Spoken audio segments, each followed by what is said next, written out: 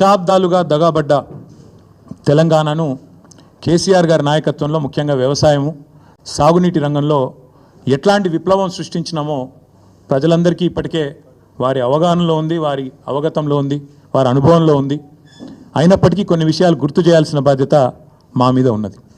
ఆనాడు సమైక్య రాష్ట్రంలో తెలంగాణను నీళ్ళు ఇవ్వక ఎండబెట్టినారు కాబట్టే, కరెంట్ ఇవ్వక కాల్చక తిన్నారు కాబట్టే తెలంగాణ ఉద్యమం పుట్టింది. నీళ్లు, నిధులు, నియామకాలు అనే ఒక నినాదంతో ఆనాడు మేము ఉద్యమాన్ని నడిపాం. ఈరోజు ముఖ్యమంత్రి గారు కూడా అదే నినాదంతో పనిచేస్తున్నారు. నీళ్ళేమో ఆంధ్రాకు పంచుతున్నారు, ఆంధ్రాకు పంపుతున్నారు, బనకచెర్ల పేరిట ఇంకో పేరిట. నిధులేమో ఢిల్లీకి పంపుతున్నారు. ఇక నియామకాలు మీకు తెలుసు, ఆయన అనుయాయులకు, ఆయన తొత్తులకు కొంతమందికి నియామకాలు మాత్రం ఇచ్చుకొని బ్రహ్మాండంగా వాళ్ళతో తెల్లారలేస్తే మమ్మల్ని తిట్టించే కార్యక్రమం మాత్రం చేస్తూ ఉన్నాడు.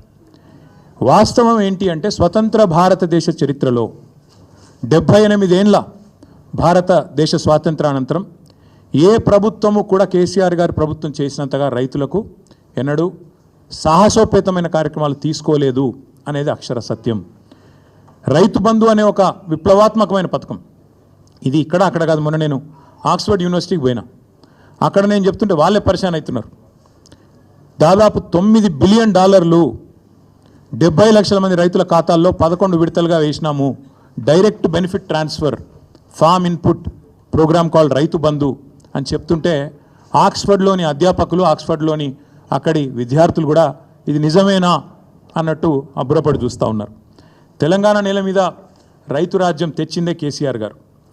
భారతదేశంలోనే మొట్టమొదటిసారిగా అన్ని రంగాలకు 24 గంటల ఉచిత విద్యుత్తు, 24 గంటల విద్యుత్తు, అందులో ఉచిత విద్యుత్తు రైతులకు ఇచ్చిన మొట్టమొదటి రాష్ట్రం తెలంగాణ, మొట్టమొదటి ముఖ్యమంత్రి భారతదేశ స్వాతంత్రానంతరం కేసీఆర్ గారు మాత్రమే.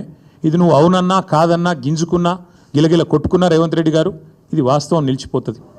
ఇందిరమ్మ రాజ్యం అన్నావు, ఇందిరమ్మ గొప్పతనం తెలవాలంటే గుడ్డలు కూడా తీసుకొట్టాలన్నావు. ఇందిరమ్మ గొప్పతనం ఏంది, ఇందిరమ్మ రాజ్యం గొప్పతనం ఏంది నీది అంటే, కాలిపోయిన మోటార్లు, పేలిపోయిన ట్రాన్స్ఫార్మర్లు, ఎరువుల కోసం, విత్తనాల కోసం లైన్లలో మళ్ళా చెప్పులు.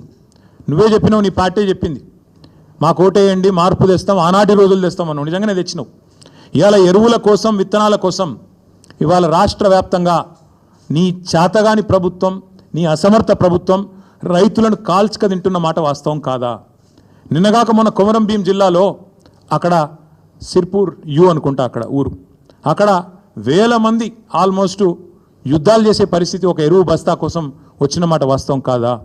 ఇలా ప్రతి మండలంలో రైతులు ఎరువుల కోసం, యూరియా కోసం ధర్నాలు చేసే పరిస్థితి వచ్చిన మాట వాస్తవం కాదా? మీరు ఎరువుల దుకాణాలకు ఆధార్ కార్డు చూపెడితే ఎకరానికి ఒక బస్తా ఇవ్వాలని చెప్పిన మాట, మీ అధికారులకు ఆదేశం ఇచ్చిన మాట వాస్తవం కాదా? ఎరువులు కూడా పంచే శాతగాని నువ్వు ఇవాళ కేసీఆర్ లాంటి నాయకుడిని పిలిచి చర్చకు రా అని మాట్లాడితే నవ్విపోదురుగాక నాకేమి సిగ్గన్నట్టు ఇంతకంటే హీనమైన పరిస్థితి ఉండదు.